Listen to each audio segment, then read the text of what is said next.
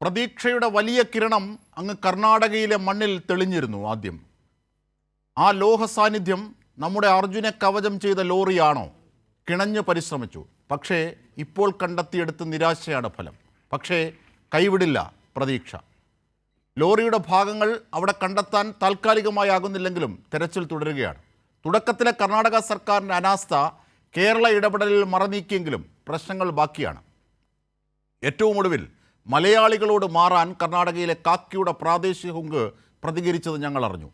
ഇപ്പോൾ അതിനോട് ആ ഭാഷയിൽ പ്രതികരിക്കാൻ ഞങ്ങൾ സമയം കളയുന്നില്ല. പക്ഷേ ചെവിയിൽ നുള്ളുക, ഞങ്ങളുടെ ജീവൻ രക്ഷാപ്രവർത്തകരോട് നിങ്ങൾ എന്തെങ്കിലും അതിക്രമം കാട്ടിയാൽ ഇവിടെ ഒരു സുശക്തമായ സർക്കാരുണ്ട്. അത് നിങ്ങളെപ്പോലെയല്ല. നിയമത്തിന് മുന്നിൽ നിങ്ങൾക്ക് കണക്ക് പറയേണ്ടി വരും. സുപ്രീം കോടതി ഹൈക്കോടതിയോട് പരിഗണിക്കാൻ ആവശ്യപ്പെട്ട വ്യവഹാരത്തിൻ്റെ വിവരങ്ങൾ കൂടി ഇന്ന് ചേർക്കാനുണ്ട്. ഇതൊക്കെ സമഗ്രമാക്കിയുള്ള ചർച്ചയാണ് ഈവനിംഗ് ഡിബേറ്റ് പോകുന്നത്. മേജർ ഹേമന്ത് രാജ്, ഗുണാക്കേവിൽ നിന്നും രക്ഷപ്പെട്ട സുഭാഷ്, രാജ്ഗോപാൽ കമ്മത്ത് ശാസ്ത്രജ്ഞൻ, അഡ്വക്കേറ്റ് സുഭാഷ് ചന്ദ്രൻ, ഒപ്പം മാധ്യമപ്രവർത്തകൻ വിനോദ് പായം എന്നിവരൊക്കെ നമ്മുടെ ചർച്ചയെ സമ്പന്നമാക്കാൻ ചേരുന്നുണ്ട്. ആദ്യം ശ്രീ ഹേമന്ത്, മേജർ ഹേമന്ത് രാജ് നമ്മളോടൊപ്പം ചേരുകയാണ്. ശ്രീ ഹേമന്ത് രാജ്, ഈ കർണാടകയിലെ സ്ഥിതിഗതികൾ നമ്മളിങ്ങനെ കണ്ടുകൊണ്ടിരിക്കുകയാണ്. ഓരോ നിമിഷവും ഹൃദയബീപ്പോടു കൂടിയാണ് ഹൃദയമെടുപ്പോടു കൂടിയാണ് നാം ചെവി ഓർക്കുന്നത്. പക്ഷേ ഇപ്പോൾ ഏറ്റവും ഒടുവിൽ ലഭിച്ച സിഗ്നലുകൾ ലഭിച്ച സ്ഥലത്ത് പരിധിയപ്പോൾ ലഭിച്ചത് അവിടെ ലോറി ഇല്ല എന്നാണ് ഇപ്പോൾ കണ്ടെത്താനാകുന്നത്. പക്ഷേ തെരച്ചിൽ അവസാനിപ്പിച്ചില്ല, തുടരുകയാണ്. കാരണം ഈ പെട്ടിമുടിയിലടക്കം നിരവധി ഓപ്പറേഷനുകളിൽ ഇടപെട്ട പരിചയം കൂടിയുണ്ട് ശ്രീ മേജർ ഹേമന്ത് രാജിന്. അതുകൂടി ചേർത്ത് ഈ സാഹചര്യങ്ങളെ ഒന്ന് ഞങ്ങൾക്കായി വിവരിക്കാം. ബേസിക്കലി നമ്മൾ ലാൻഡ് സ്ലൈഡ് ഉണ്ടായി കഴിയുമ്പോൾ ആദ്യം തന്നെ ചെയ്യുന്നത് അതിന്റെ ടെക്നിക്കൽ വശങ്ങളിലേക്ക് നീങ്ങുകയും അതിൻ്റെ അകത്ത് നമുക്ക് ഏറ്റവും ആദ്യം ചെയ്യാൻ പറ്റുന്നത് ഇതുപോലെ deep searching radars, metal detector. ആദ്യം ഇതിൻ്റെ അകത്ത് നമ്മൾ എല്ലാവരും മനസ്സിലാക്കേണ്ടത് ഈ റഡാർ അല്ലെങ്കിൽ ഈ ഡിറ്റക്ടിങ് മെഷീൻസ് ഡിറ്റക്ട് ചെയ്യുന്നത് മെറ്റലാണ്.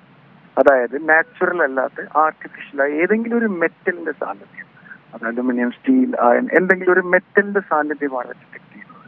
സോ ഇത് നേരത്തെ ഞാൻ സംസാരിച്ചപ്പോൾ ഞാൻ പറഞ്ഞിരുന്നു, ഇതൊരു മെറ്റലാണ്, അത് ലോറിയുടേതാണെന്ന് ഒരു ഉറപ്പും പറയാൻ പറ്റില്ല. ഇത് കുഴിച്ചു നോക്കുക തന്നെ വേണം. സോ നമ്മൾക്ക് ഇങ്ങനെ ഒരു മാസിലും നമ്മളിപ്പോൾ ആ ഒരു ജോഗ്രഫിക്കൽ ഏരിയ കണ്ടാൽ മനസ്സിലാകും, ഒരു നീളത്തിൽ ഒത്തിരി സ്ഥലത്ത് മണ്ണിടിഞ്ഞ് വീണിട്ടുണ്ട്. എവിടെയാണ് തുടങ്ങേണ്ടത് എന്നുള്ളതാണ് നമ്മുടെ ആദ്യത്തെ വിഷയം. അതിനാണ് നമ്മൾ ഈ ഒരു എയ്ഡായിട്ട് ഇങ്ങനെ മെറ്റൽ ഡിറ്റക്ടേഴ്സ് ഉപയോഗിച്ച് നോക്കുന്നത്. സോ ഇത് നമുക്ക് 3-4 സ്ഥലങ്ങളിൽ റഡാറിൽ മെറ്റൽ ഡിറ്റക്ട് ചെയ്തിട്ടുണ്ട്. ഒരു സ്ഥലം കുഴിച്ചു നോക്കി, അവിടെ ഇല്ല, നമ്മളിനി അടുത്ത സ്ഥലത്തേക്ക് നീങ്ങും. ഇത് ഒരു സ്ഥലത്തില്ല എന്ന് വെച്ച് നമ്മൾ നിർത്തുകയല്ല, നമ്മൾ വീണ്ടും അടുത്ത എവിടെയാണോ സിഗ്നൽ കണ്ടത് അവിടെ കുഴിക്കാൻ തുടങ്ങും. അതിന്റെ കൂടെ തന്നെ നമ്മൾ മനസ്സിലാക്കേണ്ടത് അവിടുത്തെ ഇപ്പോഴത്തെ ആ ഒരു മഴയുടെ സാഹചര്യം കൂടിയാണ്. നമ്മൾ എത്ര കുഴിക്കുന്നോ അല്ലെങ്കിൽ എത്ര മണ്ണ് മാറ്റുന്നോ അവിടെ വീണ്ടും മണ്ണ് ഒലിച്ച് വെള്ളവും ചെളിയുമായിട്ട് വന്നുകൊണ്ടിരിക്കുകയാണ്. സോ റഡാർ അല്ലെങ്കിൽ മെറ്റൽ ഡിറ്റക്ടേഴ്സ് ജസ്റ്റ് അത് ലോറിയുടെ സാന്നിധ്യമല്ല, മെറ്റലിന്റെ സാന്നിധ്യമാണ് കാണിക്കുന്നത്. അതെന്തുമാകാം. അത് ആണ് ഇപ്പോഴത്തെ ഒരു current situation. So next stage നമ്മൾ അതിന്റെ അടുത്ത ഒരു സ്ഥലത്തേക്ക് വീണ്ടും മണ്ണ് മാന്തി നോക്കാനുള്ള ശ്രമം നടത്തിക്കൊണ്ടിരിക്കുകയാണ് ശ്രീ ഹേമന്ത് രാജ്. കാരണം ഈ പെട്ടിമുടിയിലൊക്കെ ഈ ദുരന്തമുണ്ടായി തൊട്ട് പിറ്റേന്ന് തന്നെ താങ്കളുടെ നേതൃത്വത്തിലുള്ള സംഘം അവിടെ എത്തുകയും പരിശോധന നടത്തി. ഏതാണ്ട് ഇതിന് സമാനമായ സാഹചര്യമാണ്. ഇതിനേക്കാൾ കൂടുതൽ പേർ അടിയിൽപ്പെട്ടിട്ടുണ്ടെങ്കിൽ പോലും ഇതിന് സമാനമായ ചില സാഹചര്യങ്ങളുണ്ട്. ഈ അപകടങ്ങൾ പോലെ അല്ലെങ്കിൽ ജീവൻ രക്ഷാപ്രവർത്തനത്തിന് പോലെ ഒരു ഗോൾഡൻ ടൈം ഉണ്ടല്ലോ എല്ലാത്തിനും. ആദ്യഘട്ടത്തിൽ ശ്രമിച്ചിരുന്നുവെങ്കിൽ, ഈ രീതിയിലുള്ള ഒരു ഐഡൻറ്റിഫിക്കേഷൻ നടത്തി തെരച്ചിൽ നടത്തിയിരുന്നുവെങ്കിൽ ഒരുപക്ഷെ വിജയിക്കാമായിരുന്നു. തീർച്ചയായും, ഉറപ്പായിട്ടും. കാരണം ഈ ഒരു വിഷയത്തിൽ പോലും ഞാൻ പേഴ്സണലി ഈ വിഷയം തുടങ്ങി എനിക്ക് വളരെ വേണ്ടപ്പെട്ട ഒരാളുടെ ഒരു ബന്ധുവാണ് അർജുൻ എന്ന് പറയുന്ന വ്യക്തി. ഇത് സംഭവിച്ചപ്പോൾ തന്നെ എന്നെ കോണ്ടാക്ട് ചെയ്യും. ഞാൻ പേഴ്സണലി അവിടുത്തെ പല ആളുകളുമായിട്ട് ആദ്യത്തെ 2 ദിവസം ഒരു അനക്കവും അവർക്ക് കാണാൻ കഴിയില്ല. അത് വളരെയധികം വിഷമിപ്പിക്കുന്ന ഒരു കാര്യമാണ്. കാരണം നമ്മുടെ സംസ്ഥാനത്ത് അങ്ങനെയല്ല. നമ്മുടെ പെട്ടുമുടിയിലൊക്കെ എന്ന് വെച്ച് കഴിഞ്ഞാല് അത് വളരെ സമാനമാണെങ്കിൽ പോലും ഇതിനെക്കാട്ടിലും വളരെ ദുഷ്കരമായ ഒരു റീജിയണും അതിനെക്കാട്ടിലും ഒത്തിരി ആളുകളും കുടുങ്ങിക്കിടന്നൊരു സ്ഥലമായിരുന്നു അത്. അതിന്റെ കൂടെ തന്നെ എനിക്ക് പറയാനുള്ളത്, നമ്മുടെ സംസ്ഥാനത്ത് ഒരു പ്രത്യേകത എന്ന് വെച്ചാൽ എല്ലാത്തിനും ഒരു സ്ട്രക്ചേർഡ് രീതിയുണ്ട്. ഒരു നല്ല ലീഡർഷിപ്പിന്റെ കീഴിൽ കൃത്യമായിട്ട് ആളുകൾക്ക് ഡയറക്ഷൻ കൊടുക്കുകയും എന്താണ് ചെയ്യേണ്ടത് എന്ന് കൃത്യമായി റെസ്പോൺസിബിലിറ്റി ഏൽപ്പിക്കുകയും ചെയ്യുന്നൊരു നേതൃത്വമുണ്ട്. അതിന്റെ കൂടെ തന്നെ അതിനൊക്കെ SOPs ഉണ്ട്, അതിന്റെ റിഹേഴ്സൽസ് നടത്താറുണ്ട്, അതിന്റെ അപ്ഡേറ്റ്സ് എടുക്കാറുണ്ട്. അത് മാത്രമല്ല, നമ്മുടെ സംസ്ഥാനം ശരിക്കും ബാക്കിയുള്ളവർക്കൊക്കെ ഒരു മാതൃകയാണ് എങ്ങനെയാണ് ഒരു ഡിസാസ്റ്റർ സിറ്റുവേഷനെ ഹാൻഡിൽ ചെയ്യേണ്ടതെന്നുള്ളത്. കാരണം എല്ലാത്തിനും താങ്കൾ പറഞ്ഞതുപോലെ ഗോൾഡൻ പീരീഡ് എന്ന് പറയുന്നത് ഇനീഷ്യൽ ആ കുറച്ച് മണിക്കൂറുകൾ മാത്രമാണ്. അതിന് ഏറ്റവും വലിയ ഉദാഹരണം എന്താ, ഇപ്പോൾ ഈ അടുത്ത് തന്നെ തിരുവനന്തപുരത്ത് ജോയ് എന്ന മനുഷ്യന്റെ അതിനുവേണ്ടി ശരിക്കും നിങ്ങൾ ആ വിഷ്വൽസ് എടുത്ത് നോക്കിയാൽ എപ്പോഴും അത് അറിഞ്ഞ ആ നിമിഷം മുതൽ ഉത്തരവാദിത്തപ്പെട്ട സ്ഥാനത്തിരിക്കുന്ന ആളുകൾ സ്പോട്ടിൽ നിന്ന് മാറിയിട്ടില്ല. ആ ബോഡി കണ്ടെടുക്കുന്നത് വരെ അവിടെ തന്നെ ഉണ്ടായിരുന്നു.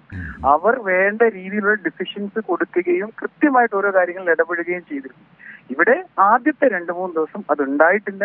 നമ്മുടെ ആളുകൾ, നമ്മുടെ സംസ്ഥാന സർക്കാർ അതിനെ ഏറ്റെടുത്ത് അവിടെ പ്രഷർ കൊടുത്തതിൽ പിന്നെയാണ് അവിടെ ഈ രീതിയിലുള്ള ഒരു സംവിധാനം വന്നതും. ഈ മെറ്റൽ ഡിറ്റക്ടേഴ്സ് ഒക്കെ ആദ്യം വന്നിരുന്നെങ്കിൽ ഉറപ്പായിട്ടും കുറച്ചുകൂടെ നമുക്ക് സ്ട്രക്ചേർഡ് ആയിട്ട് ഈ കാര്യങ്ങൾ നേരത്തെ നമുക്ക് അത് നമ്മളിപ്പോൾ ചെയ്യുന്നത് എന്താണ്, ഒരു സ്ഥലത്ത് അത് ഇല്ല എന്ന് ഉറപ്പുവരുത്തിയല്ലോ, അതും ഇതിന്റെ ഒരു വളരെ പ്രധാനപ്പെട്ട ഒരു ആസ്പെക്ട് ആണ്. അത് അന്നേ നമുക്ക് ഉറപ്പുവരുത്താൻ ഈ ഭാഗത്തില്ല, അങ്ങനെ പല ഭാഗത്തില്ല എവിടെയെങ്കിലും അത് കാണണം. അങ്ങനെയാണ് നമ്മൾ ഡിസാസ്റ്റർ മാനേജ്മെന്റിനെ അപ്രോച്ച് ചെയ്യുന്നത്. ശ്രീ ഹേമന്ത് രാജ്, ഏറ്റവും പ്രധാനപ്പെട്ട ചില വസ്തുതകൾ ഇപ്പോൾ താങ്കൾ പറഞ്ഞതുപോലെയാണ്. കാരണം നമുക്ക് ഒരാളാണോ 100 പേരായാലും ഒരാളായാലും എല്ലാം നമ്മൾ ഒരേപോലെ ജാഗ്രതയായി അവിടെ ആ ഒരു സിസ്റ്റം അവിടെ ഇല്ല. നമ്മൾ ആരെയും കുറ്റം പറയുകയല്ല, അല്ലെങ്കിൽ പ്രാദേശികമായ ഉയർത്തുകയുമല്ല, വസ്തുതാപരമായ ചില വിവരം. കാരണം മാധ്യമപ്രവർത്തകരൊക്കെ പറഞ്ഞ കാര്യം, ഒരു ഡ്രൈവർക്ക് ഇത്രയും രാഷ്ട്രീയ സ്വാധീനമുണ്ടോ കേരളത്തിലെന്നാണ് കർണാടകയിലെ പോലീസ് ചോദിച്ചതെന്നാണ് പറഞ്ഞത്. അത് പ്രധാനപ്പെട്ട മാധ്യമങ്ങളിലൊക്കെ അത് അടിച്ചു വരികയും ചെയ്തു. അപ്പോൾ അവരതിനെയൊക്കെ കാണുന്നത് അങ്ങനെയാണ്. കേരളത്തിൽ നിന്ന് ഒരുപാട് കാതം ദൂരെയാണ് ആ അർത്ഥത്തിൽ കർണാടകയുടെ രാഷ്ട്രീയ സാമൂഹിക പരിസരം എന്നുള്ളതാണ്. അതൊക്കെ പോകട്ടെ, ഇപ്പോൾ നമുക്ക് അർജുനെ കണ്ടെത്താൻ വേണ്ടി ഇപ്പോൾ സൈന്യം തീവ്രമായി അവിടെ ഇടപെടുകയാണ്. സൈന്യത്തിൻ്റെ ഈ തെരച്ചിലിൽ നേരത്തെ ഉള്ളതുപോലെയല്ല, താങ്കൾക്ക് വളരെ വിശ്വാസമുണ്ടല്ലേ? ഉറപ്പായിട്ടും. കാരണം സൈന്യത്തെ സംബന്ധിച്ച് ഞങ്ങൾ അതിന്റെ ടെക്നിക്കൽ ആസ്പെക്ട്സിലായിരിക്കും കൂടുതൽ. കാരണം സൈന്യത്തെ സംബന്ധിച്ച് ഇതൊക്കെ ഒത്തിരി പ്രാവശ്യം ചെയ്ത് എക്സ്പീരിയൻസ് ഉള്ള ആളുകളാണ്. നമ്മളെ എക്സ്പേർട്ടേഴ്സ് ആണ് നമ്മൾ ആദ്യം മാനിക്കേണ്ടത്. നമുക്ക് ഏതൊരു സെർച്ച് ആൻഡ് റെസ്ക്യൂ ഓപ്പറേഷനിലും 2 കാര്യങ്ങളാണ് അതിനകത്ത് ഏറ്റവും ഇമ്പോർട്ടന്റ് ആയിട്ടുള്ളത്. ഒന്ന്, അതിന്റെ ടെക്നിക്കൽ ആസ്പെക്ട്സ്. നമ്മൾ ഏതൊരു കാര്യത്തെയും അതിന്റെ കൃത്യമായ ടെക്നിക്കൽ എക്യുപ്മെന്റ്സും ആ എക്യുപ്മെന്റ്സ് ഉപയോഗിക്കാൻ നന്നായിട്ട് അറിയാവുന്ന ട്രെയിൻഡ് മാൻ പവറും വളരെയധികം ഇമ്പോർട്ടന്റ് ആണ്. അതാണ് ആദ്യം അവിടെ ഇന്നലെ മുതൽ അല്ലെങ്കിൽ ഇന്ന് രാവിലെ മുതൽ ഉണ്ടായിട്ടുള്ള ഏറ്റവും വലിയ വ്യത്യാസം. ആ മെറ്റൽ ഡിറ്റക്ടേഴ്സും ബാക്കിയുള്ള എക്യുപ്മെന്റ്സും അവിടെ എത്തിക്കുകയും അത് നന്നായിട്ട് ഉപയോഗിക്കാൻ അറിയാവുന്ന ആളുകൾ അവിടെ വരികയും ചെയ്യുന്നത് വലിയൊരു മാറ്റമാണ്. രണ്ടാമത്തെ കാര്യം, സൈന്യത്തെ സംബന്ധിച്ച് ഇങ്ങനെയുള്ള ഒത്തിരി നിരവധി ഓപ്പറേഷനുകളിൽ പങ്കെടുത്ത എക്സ്പീരിയൻസ് ഉള്ള ആളുകളാണ് അതിന്റെ ലീഡേഴ്സ്. അവരവിടെ വരുമ്പോൾ കൊണ്ടുവരുന്നത് ആ ഒരു മാറ്റമാണ്. അവരുടെ നേതൃത്വത്തിൽ ബാക്കിയുള്ള നമുക്ക് മാൻ പവർ ഇഷ്ടം പോലെ കിട്ടും. മാൻ പവർ എന്ന് പറയുമ്പോൾ അതൊരു വിഷയമുള്ള കാര്യമല്ല, ട്രെയിൻഡ് മാൻ പവർ.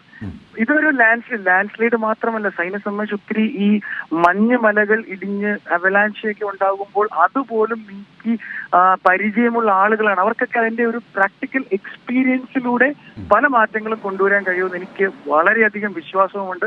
ഉടനെ തന്നെ ഇതിനൊരു തീർച്ചയായും അത് വളരെ ശരിയാണ്. കാരണം